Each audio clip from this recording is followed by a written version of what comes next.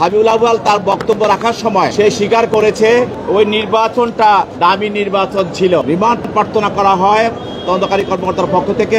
সেখানে 3 দিনের রিমান্ড মঞ্জুর করে বিজ্ঞ আদালত তাকে জিজ্ঞাসাবাদ করার জন্য তদন্তকারী কর্মকর্তাকে অনুমতি প্রদান করেন।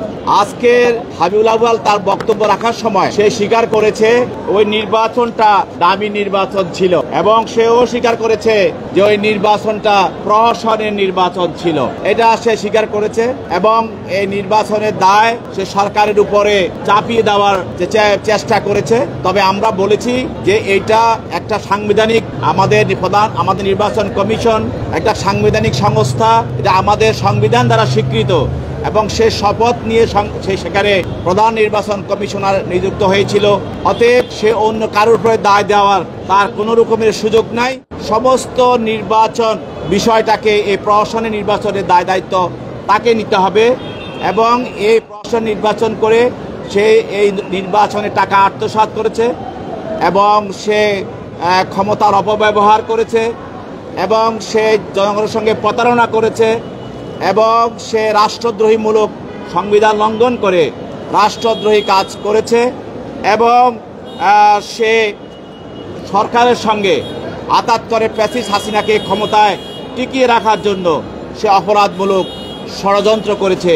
এই অপরাধ সহ আরও অন্যান্য অপরাধগুলি আমরা তার বিরুদ্ধে তদন্তকারী কর্মকর্তা আজকে বিজ্ঞ আদালতে উপস্থাপন করেন এবং তার পরিপ্রেক্ষিতে তার বিরুদ্ধে এই রিমান্ডটা মঞ্জুর হয়। আপনারা জানেন যে আমাদের ক্রিমিনাল যে প্রসিডিউর আছে সেখানে বলা আছে একজন ইনফরমেন্ট সে একটা ঘটনা যদি থানা বা কোথাও কোনো কর্তৃপক্ষ আমাদের কোনো ল ইনফোর্স এজেন্সির কাছে ইনফর্ম করে, এটাই আমার যথেষ্ট।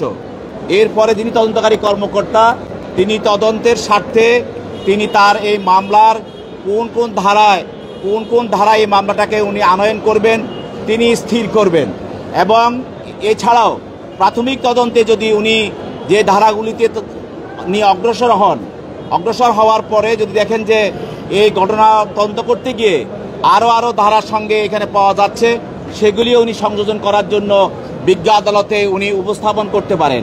গতকালের সেই রিমান্ডের বিষয়ে জিজ্ঞাসাবাদের পর তদন্তকারী কর্মকর্তা তা তদন্তে দেখতে পেয়েছেন যে এই ঘটনার সঙ্গে আরও বিষয়গুলি জড়িত হয়েছে। সেই জন্য তিনি দরখাস্ত দিয়ে বিজ্ঞ আদালতে তার গত কয়েকদিনে তদন্ত এবং জিজ্ঞাসাবাদের বিষয়গুলি দরখাস্ত আকারে এবং কেস ডকেট আদালতে উপস্থাপন করার কারণে তার বিরুদ্ধে এই ধারাগুলি সংযোজন করা হয়। উনি আদালতে নিজকে সেভ করার জন্য সমস্ত বক্তব্য সে সরকারের উপর এবং জনগণের উপর দায় চাপিয়ে দিচ্ছেন এবং রাজনৈতিক নেতাদের উপর দায় চাপিয়ে দিচ্ছেন, জনগণের উপরে চাপিয়ে দিচ্ছেন, সরকারের উপর চাপিয়ে দিচ্ছেন।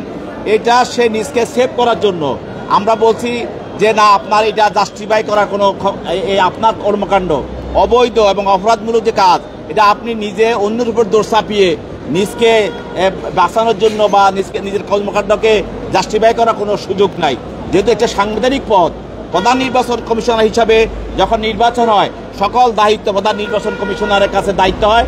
রাষ্ট্রের সকল যারা নির্বাচন সংক্রান্ত কাজ সকল কর্মচারী নিয়োজিত থাকে এবং বিভিন্ন ডিসিএসপি সহ বিভিন্ন এবং পুলিশ বিভিন্ন এনফোর্সমেন্ট এজেন্সি সবাই কিন্তু প্রধান নির্বাচন কমিশনারের আন্ডারে থাকে।